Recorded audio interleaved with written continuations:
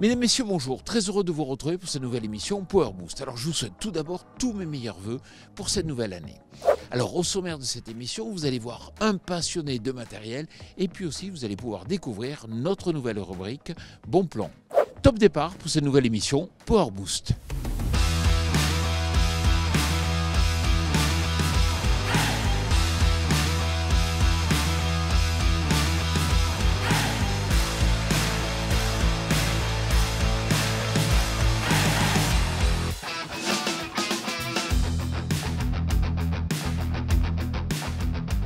Alors je sais plus vraiment si dans le dernier best-of, je vous avais souhaité une bonne année. On va regarder ça.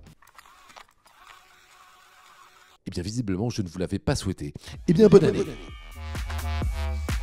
Et cette semaine, pour démarrer la nouvelle saison, on commence dans les Pyrénées, où on a rencontré un passionné de mécanique qui réhabilite des merveilles du passé. Mais avant tout ça, on a une bonne dose de news à rattraper. Les premières immatriculations de tracteurs agricoles, en incluant les chargeurs télescopiques, reculent de 5,8% par rapport à 2023 pour s'établir à 39 198 unités. Mais ces résultats sont à nuancer selon Axema, le syndicat français des agroéquipements, puisque les statistiques d'immatriculation des tracteurs et chargeurs télescopiques auraient été impactées par la nouvelle réglementation européenne sur le freinage des véhicules agricoles, entrée en vigueur au 1er janvier 2025. Concrètement, cette échéance aurait incité la profession à préimmatriculer les tracteurs concernés avant la fin de l'année. Dans ce contexte morose, un constructeur a su tirer son épingle du jeu. Il s'agit de Fendt, qui gagne 2,4 points de part de marché à hauteur de 15,9%, devançant New Holland, mais restant toujours à distance du leader, John Deere. Si la marque américaine perd 1,7 points de part de marché en 2024, le constat reste sensiblement le même. Un tracteur sur 5 vendu en France est un John Deere. 1, 2, 3. Cette semaine, la coordination rurale a manifesté dans de nombreuses régions, avec notamment la montée de tracteurs sur la capitale française. Et, une fois de plus, on a pu mesurer que les moyens d'action de la police étaient certes bien adaptés aux routes, mais complètement dépassés dès qu'un champ se trouve à proximité, comme le montrent les nombreuses vidéos diffusées sur les réseaux sociaux par les agriculteurs présents sur les barrages de police.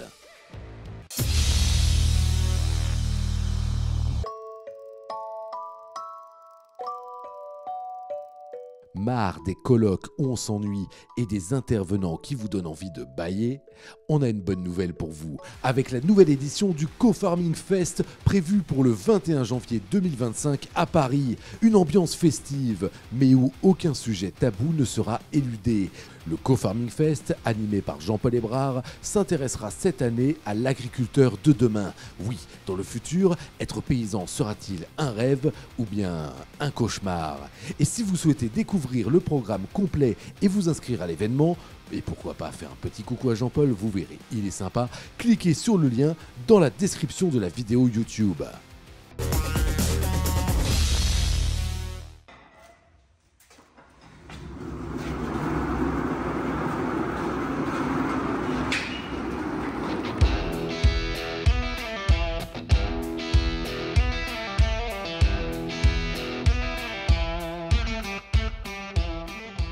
Salut Philippe. Bonjour. Alors Philippe, toi tu as une entreprise avec des pelles, mais en même temps le soir tu remets un peu, à neuf des vieux matériels. Et notamment ce GMC, il date de 1944 ? Le GMC date de la Deuxième Guerre mondiale, de 1944, d'après le numéro de série bien sûr. Et puis on a mis bien sûr une pelle comme ça se faisait beaucoup à l'époque. Oui, alors c'est une pelle de... Ce modèle a été inventé par les ateliers Poquelin. Il est de 1951. Alors si on regarde un peu sur le plan technique, on voit quoi, une double crémaillère ? Alors à l'époque il n'y avait que des pelles à câble. Donc apparemment c'est Poquelin qui aurait inventé ce système-là, un simple effet. Voilà. Et la double crémaillère, ça permettait de pouvoir tourner. De tourner, car à l'époque, il n'y avait pas de moteur hydraulique qui existait. Ce qui est impressionnant, c'est qu'elle a démarré au quart de tour. On a un moteur monocylindre, comment il est ? Monocylindre Vandeuvre, un ZP1. Et là, aujourd'hui, elle marche parfaitement ? Parfaitement, on fait des émissions de temps en temps. Alors pour rester chez Poquelin, j'ai vu que tu as une autre pelle assez étonnante. Alors c'est quoi? Alors j'ai plusieurs pelles, mais j'ai le troisième modèle de chez Poquelin, qui est la TP300, qui tourne avec un moteur bicylindre de 16 chevaux. Et puis aussi une pelle qui a été une véritable révolution, puisqu'on voit arriver vraiment les moteurs hydrauliques. Les moteurs hydrauliques, c'est à partir de 1961 avec la TY45 et la TC45 après coup. Et c'est ça qui va faire le succès de Poquelin. De Poquelin. Voilà. C'est le point de départ de Poquelin. Et qu'est-ce que ça a apporté de plus ce moteur hydraulique? Alors c'était une utilisation plus facile, quelque chose de plus léger.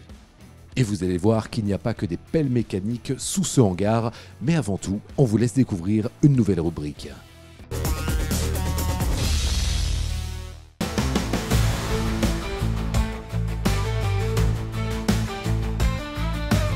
En cette période de fête à Power Boost, on s'est dit « mais pourquoi pas lancer une nouvelle rubrique pour vous livrer des bons plans pour votre activité ?» Les bons plans, c'est sympa, non?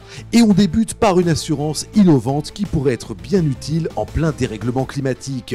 On vous explique. Habituellement, les assurances climatiques vont couvrir les dégâts en cas de gel, mais seulement après une évaluation. Pas forcément très pratique et surtout peu réactif. Mais le nouveau service Viniprotect proposé par Banque Populaire et son partenaire WTW vous assure directement à partir du paramètre température sans estimation des dégâts. Le principe est simple, vous souscrivez un capital jusqu'à 60 000 € par exploitation et ce capital-là vous sera versé si le paramètre température sur lequel vous êtes souscrit a été dépassé. Par exemple, vous souscrivez pour une température de -2 et si dans votre zone, sur la période concernée, il fait -3, -4, -5, quels que soient les dégâts qui sont survenus sur votre culture, la somme vous sera versée, puisque le seul paramètre température est pris en compte pour vous verser le capital. Précisons que tous les arboriculteurs et viticulteurs sont concernés. La référence de température est relevée sur les stations météo de l'exploitant ou la station Météo France la plus proche. Les avantages pour les agriculteurs, tout d'abord financiers. Ça vous permet d'avoir de la trésorerie très rapidement après un épisode de gel et donc éventuellement de faire face à un nouvel épisode de gel qui pourrait survenir. L'autre avantage, et vous le savez très bien, c'est une période intense, moralement difficile. Donc c'est vraiment un soutien qui vous arrive quelques semaines après et l'idée d'avoir l'esprit un peu plus tranquille. Si cette assurance vous intéresse, n'hésitez pas à cliquer sur le lien en description ou à contacter votre conseiller Banque Populaire.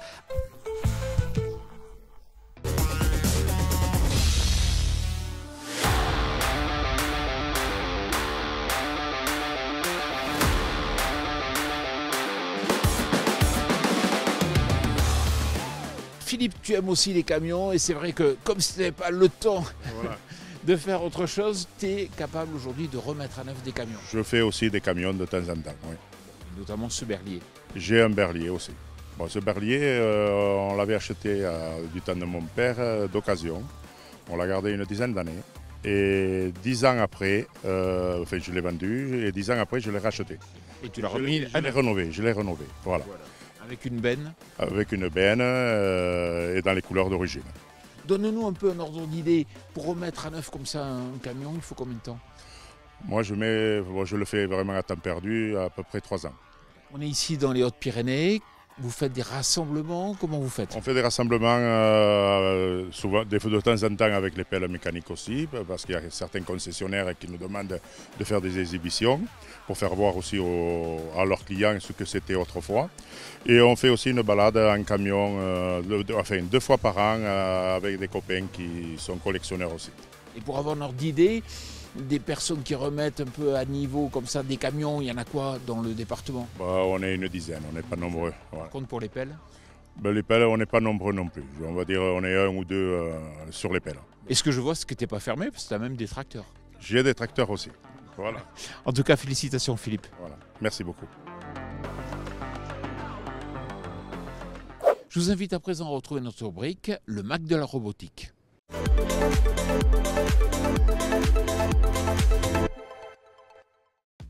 Face à la pénurie croissante de main-d'œuvre dans le secteur agricole, les robots pourraient-ils devenir une solution d'avenir pour répondre aux besoins des exploitants? Avec en toile de fond une donnée choc. D'ici à 2030, environ 200 000 d'entre eux partiront à la retraite.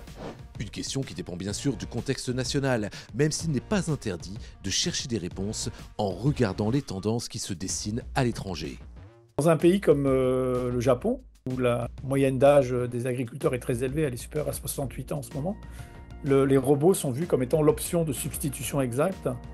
En France, on n'est pas dans cette logique-là de substitution des actifs. Par contre, les robots peuvent apporter une vraie solution pour éviter la pénibilité du travail. Il s'agit donc moins de remplacer des emplois que de soulager la main-d'œuvre sur des tâches à forte pénibilité. Un constat qui se confirme quand on se focus sur la nature de ces emplois. Si on regarde l'exemple du robot de traite, est-ce que ça a vraiment remplacé des salariés? Pas beaucoup, pas beaucoup. Ça a diminué la charge de travail du chef d'exploitation agricole.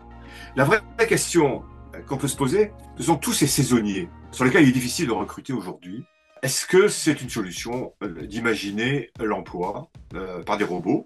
Moi, je pense pas. Parce qu'on les retrouve où? En viticulture, il y a les machines en vendanger, sauf quand le cahier des charges l'interdit. Dans le maraîchage, évidemment, il y aura du désherbage, mais ça remplace pas vraiment des salariés, puisque le désherbage, il remplace le pulvérisateur. Un constat rassurant, mais la robotique répond aussi à d'autres enjeux particulièrement importants dans notre contexte français. Donc les robots sont une option parmi d'autres, mais il faut vraiment le réfléchir en fonction de l'objectif à atteindre, à savoir une agriculture qui soit productive, respectueuse de l'environnement, utilisant au mieux les compétences humaines et mobilisant plus la force de réflexion que simplement la capacité de travail. Et ça fait partie du travail dans le cadre de l'association Robagri, dans le cadre du grand défi robotique agricole, que de réfléchir à ces options-là. Il y a des fronts de sciences qui ont bougé, et notamment l'émergence extrêmement forte de l'intelligence artificielle, l'augmentation de la capacité que l'on a à reconnaître, que ce soit des plantes, et donc des adventices, des maladies. Tous ces éléments-là font que la robotique, elle a une vraie capacité à apporter des services demain. Des services qui dépendront donc de l'approche choisie. Alors que des pays comme le Japon comptent sur la robotique pour redéfinir en profondeur le rôle de l'humain dans les exploitations, en France, on voit plutôt ces technologies comme un moyen d'accompagner les agriculteurs. Le mode de déploiement des robots est donc à réfléchir en gardant ce cap en tête. Voilà, j'espère que cette émission Power Boost vous a plu. Vous pouvez nous retrouver chaque jour avec de nouvelles vidéos sur notre chaîne YouTube et puis aussi bien sûr vous abonner à notre page Instagram. Je vous souhaite une excellente semaine.